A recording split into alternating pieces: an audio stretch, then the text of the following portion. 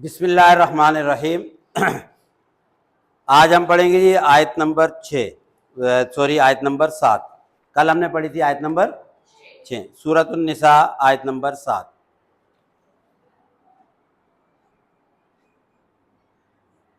सूरतुन निसा आयत नंबर 7। सबसे पहला लफ्ज़ है जी लिर्रिजाली। क्या लफ्ज़ है जी? लिर्रिजाली। इसमें दो बातें खास तौर पे समझनी है बेटा, इधर देखें। इसमें पहले लफ्ज़ है लाम से ली और दूसरा रफ़ है रिजाल। ये जो लफ्ज़ रिजाल है बेटा, याद रखना, ये रिजाल रजुलन की जमा है। रिजाल किसकी जमा है? रजुलन अरबी का लफ्ज़ है, इसके माने होते हैं मर्द, मेल। अरबी में मर्द यानी मेल को रजुलन कहते हैं। और अरबी का कायदा ये है कि अगर किसी भी नाउन से पहले, मर्द नाउन है ना, इससे पहले अगर लाम ज़ेर ली लग जाए तो इसका माना होता है के लिए। अब ये बात याद रखने की, ये बात आप याद रखिएगा, किसी भी नाउन से पहले अगर लाम ज़ेर ली लग जाएगा तो उसके माने क्या होंगे? समझ में आ गई? अब जैसे लिर्रिजाली, रिजाल रजुल की जमा हुई तो क्या माना करेंगे? शाबाश, मर्दों के लिए। लिर्रिजाली, मर्दों के लिए। आगे लफ्ज़ है जी नसीबुन। क्या लफ्ज़ है? नसीबुन का माना होता है हिस्सा। नसीबुन के माने, ये लफ्ज़ उर्दू में इस्तेमाल होता है नसीब। मेरे नसीब में तो कुछ नहीं आया, नाउज़ुबिल्लाह। क्यों नहीं आया भाई? मेरे नसीब में तो बहुत कुछ आया। तो मतलब मेरे हिस्से में। नसीब कहते हैं हिस्से को, याद रखिएगा। आगे लफ्ज़ है जी मिम्मा। क्या लफ्ज़ है? मिम्मा। ये दो लफ्ज़ों से मिलकर बना है, एक मिन और एक मा। मिन का मतलब होता है से और मा का मतलब जो या जिस।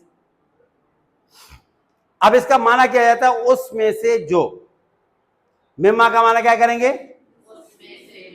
उसमें से जो। लिर्रिजाली नसीबुम मिम्मा। आगे लफ्ज़ है जी तरा का। क्या लफ्ज़ है? तरा का। ये लफ्ज़ भी उर्दू में इस्तेमाल होता है, तर्क करना। क्या कहते हैं? तर्क करना। क्या मतलब होता है? छोड़ देना। मैंने गुनाहों को तर्क कर दिया। क्या मतलब? मैंने गुनाहों को छोड़ दिया। तो तरा का मतलब छोड़ा। तरा का मतलब क्या है? छोड़ा। मर्दों के लिए हिस्सा है उसमें से जो छोड़ा। अल वालिदान। अल वालिदान, वालिदान ये उर्दू में लफ्ज़ इस्तेमाल होता है, वालिदैन का लफ्ज़ इस्तेमाल करते हैं हम। अरबी में वालिदान ये तरकीब के एतबार से इस्तेमाल हुआ है। वालिदैन का मतलब क्या होता है? पेरेंट्स, माँ बाप। ठीक है। और वल अक़रबून, वल अक़रबून। अक़रबून का लफ्ज़ भी उर्दू में इस्तेमाल होता है, अक़रबा। अक़रबा किसे कहते हैं? करीबी रिश्तेदार। अक़रबा किसे कहते हैं? करीबी रिश्तेदार। तो क्या माना हुआ जी? मर्दों के लिए हिस्सा है उसमें से जो वालिदैन और माँ करीबी रिश्तेदार छोड़े। यानी अगर कोई वालिदैन में से कोई मर जाता है या अक़रबा में से कोई मर जाता है और मरने के बाद छोड़ा माल और दौलत। तरका का मतलब छोड़ा। क्या छोड़ा? माल और दौलत। अब उस माल और दौलत में से मर्दों के लिए हिस्सा है, ये मतलब है। अब बात समझ में आ गई?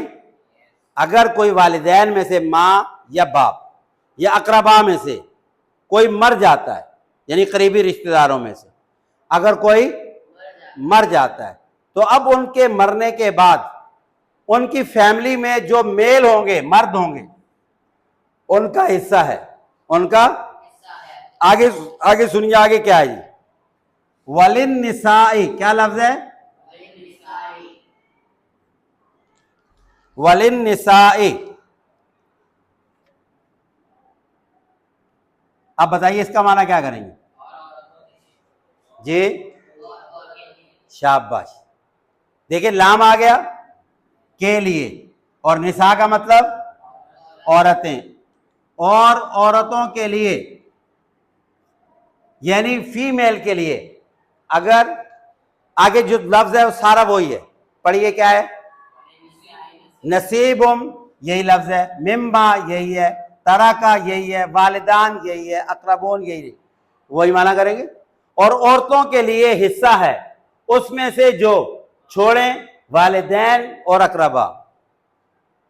मतलब क्या हुआ, अल्लाह ने क्या बताना चाहा कि वालिदैन यानी मां बाप या कोई करीबी रिश्तेदार अगर मर जाता है और वो कोई माल और दौलत छोड़ते हैं तो उसमें से मेल जो बच्चे हैं पीछे बच्चे उनका भी हिस्सा है, और फीमेल यानी अगर बच्चियां हैं उनकी उनका भी हिस्सा है। मतलब ये कि ये कॉन्सेप्ट दिया कि ये नहीं कि जो मेल है वो ले लें और जो फीमेल है उनको छोड़ इग्नोर कर दिया जाए, ऐसा नहीं। ये वाजे कर दिया कि मरने वालों में से ख्वाह वो वालिदैन हो या अकरबा हो, वालिदैन हो या अगर वो कुछ छोड़ के मरते हैं तो दोनों का हिस्सा है।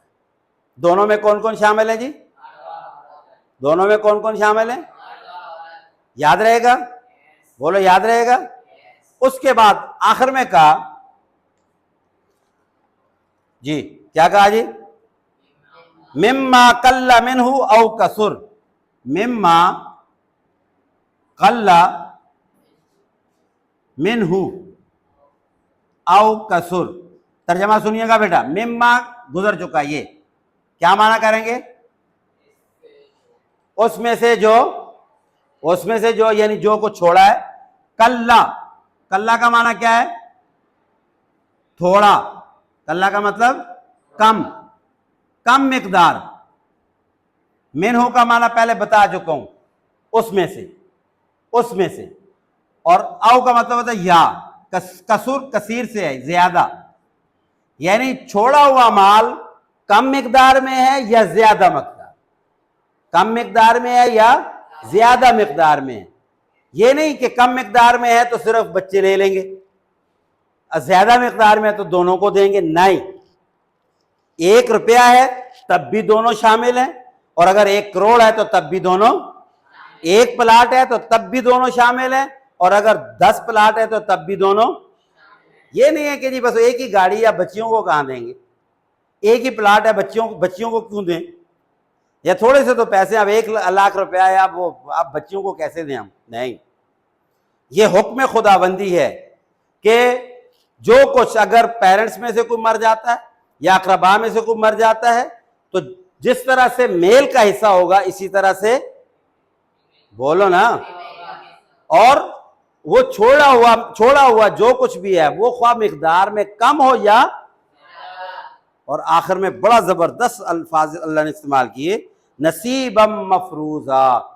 ये बात समझिए भाई, ये तीसरी बात कही, नसीबन, क्या कहा जी, नसीबन का मतलब आप गुजर चुका है। नसीबन के माने क्या है, नसीबन हिस्से हैं, नसीबन का मतलब मफरूजा का मतलब फर्ज किए गए यानी मुकर्रर किए गए। यानी अब सवाल ये पैदा होता है कि जी बच्चियों को भी देंगे तो कितना कितना देंगे, एक सवाल है ना, बच्चों को कितना देंगे, बच्चियों को मेल का क्या है, फीमेल का क्या है। तो अल्लाह ताला ने कहा उसके हमने हिस्से मुकर्रर कर दिए, किसी को खुद अपना ज़हन लड़ाने की जरूरत ये नहीं है कि जी थोड़ा इधर दे दो थोड़ा इधर, नहीं।